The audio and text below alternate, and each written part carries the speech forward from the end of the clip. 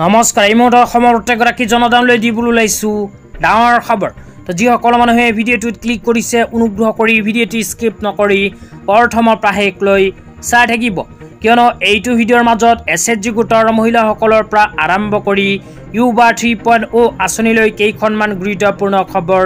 আপোনালোকক প্ৰদান কৰিম তো যিসকল মানুহে ভিডিঅ'টোত ক্লিক কৰিছে অনুগ্ৰহ কৰি ভিডিঅ'টো স্কিপ নকৰি প্ৰথমৰ পৰা শেষলৈ চাই থাকিব লগতে মোৰ চেনেলত নতুন হলে প্লিজ চেনেলটো সাবস্ক্ৰাইব কৰি মোৰ লগত থাকিব আৰু ভিডিঅ'টো ভাল লাগিলে অনুগ্ৰহ কৰি শেয়াৰ কৰি দিব তো বলক ভিডিঅ'টো আৰম্ভ কৰি আজি প্ৰথমটো গুৰুত্বপূৰ্ণ খবৰৰ বিষয়ে বিস্তাৰিত জানি লওঁ তো আজি প্ৰথমটো গুৰুত্বপূৰ্ণ খবৰ হল এছএচজি গোটৰ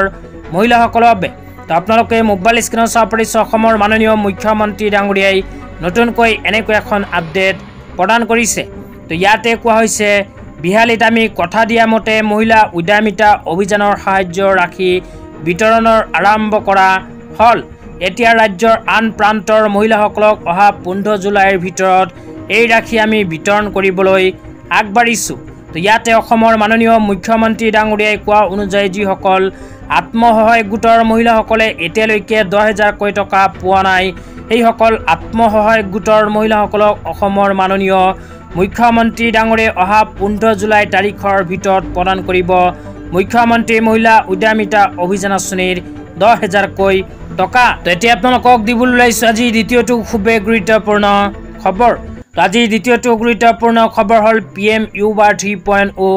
আঁচনিলৈ এইখন আঁচনিত কোনবোৰ মানুহে আবেদন কৰিব পাৰিব এইখন আঁচনিৰ জৰিয়তে কিমান টকাৰ আৰ্থিক সাহায্য লাভ কৰিব সবিস্তাৰে এতিয়া আপোনালোকক জনাই দিছো অনুগ্ৰহ কৰি ভিডিঅ'টো স্কিপ নকৰি চাই থাকিব লগতে ভিডিঅ'টো শ্বেয়াৰ কৰি আপোনালোকৰ বন্ধুবৰ্গকো চোৱাৰ কাৰণে সুযোগ প্ৰদান কৰিব তো PM ইউবা 3.0 আঁচনিখন ভাৰত চৰকাৰে ঘোষণা কৰিছে তো ইয়াতে লিখা আছে এই সুযোগে আপোনাক কৰিব পাৰে এগৰাকী বিখ্যাত লেখক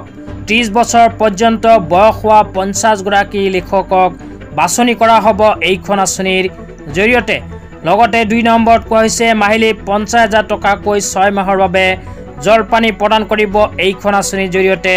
ভাৰত চৰকাৰে 3 নম্বৰত কোৱা হৈছে প্ৰবিষ্ট দাখিল কৰিব পৰা যাব 22টা ভাৰতীয় ভাষা তথা ইংৰাজীত তাৰ পিছত 4 নম্বৰত কোৱা হৈছে প্ৰতিযোগিতাৰ অৱধি 11 মাৰ্চৰ পৰা 10 জুন 2025 তাৰিখলৈ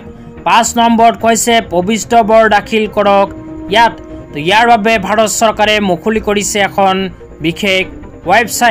ৱেবছাইটটো হল innovateindia.mygov.in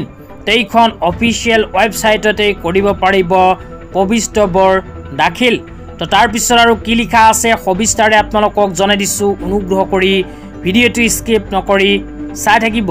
লগতে ভিডিঅ'টো শ্বেয়াৰ কৰি আপোনালোকৰ বন্ধুবৰ্গকো চোৱাৰ কাৰণে সুযোগ প্ৰদান কৰিব তাৰ পিছত কোৱা হৈছে আঁচনিখনৰ বিষয় ৰাষ্ট্ৰীয় নিৰ্মাণত ভাৰতীয় অধিপ্ৰবাসীসকলৰ অৰিহণা 10 গৰাকী